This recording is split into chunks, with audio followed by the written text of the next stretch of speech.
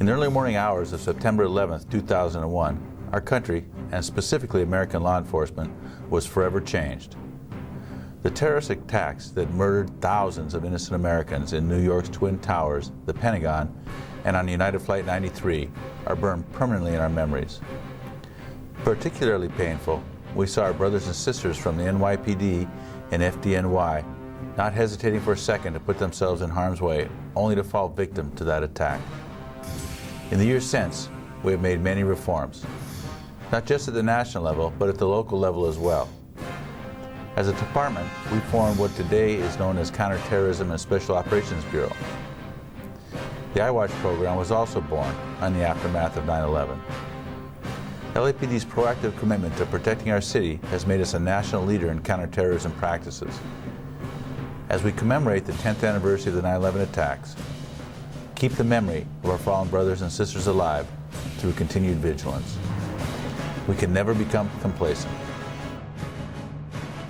Although some incidents have not been made public, it is important to know that working closely with our federal partners, we have already prevented a number of potential terrorist attacks in our city.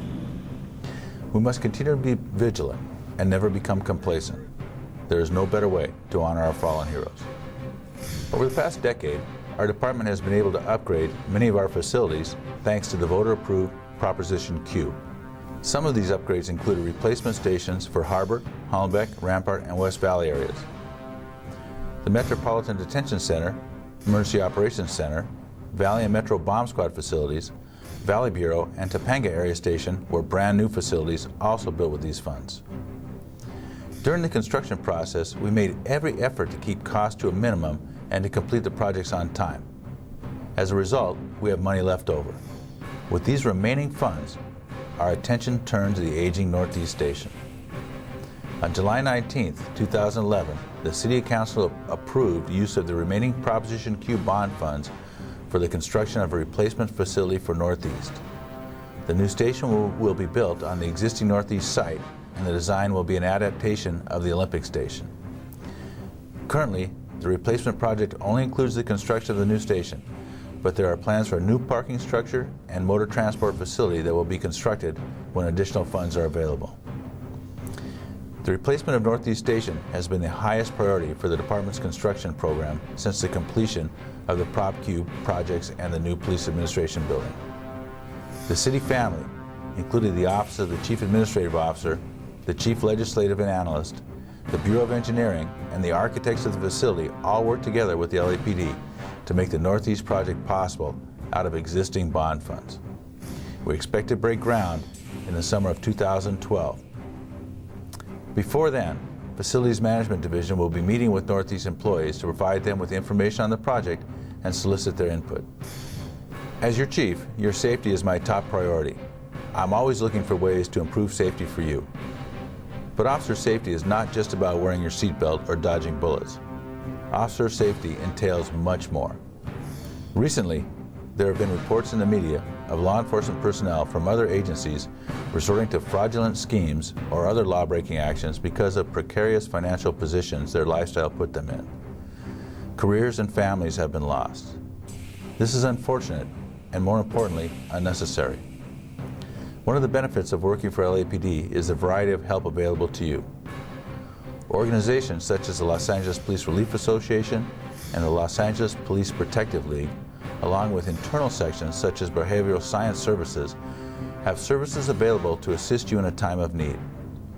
Whether it's financial, personal, or even emotional distress, there is someone there to help. Use that help. Don't forget about our department peer counselors and support groups, always available to you as well. The key to everything is to keep a watchful eye on each other. If one of your partners is in physical danger, you grab them by the Sam Brown. If one of your partners is in financial trouble, get them the help they need. We are a family, and family takes care of each other. During the month of September, we begin a new tradition which recognizes the brave actions of some of our most heroic officers.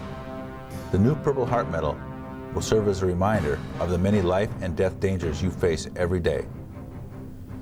For the first time in our department's history, we are awarding the Purple Heart Medal for meritorious service to officers who have sustained traumatic physical injury during an on-duty tactical situation, and posthumously to the next of kin in the name of officers killed or who have died of wounds received in the line of duty.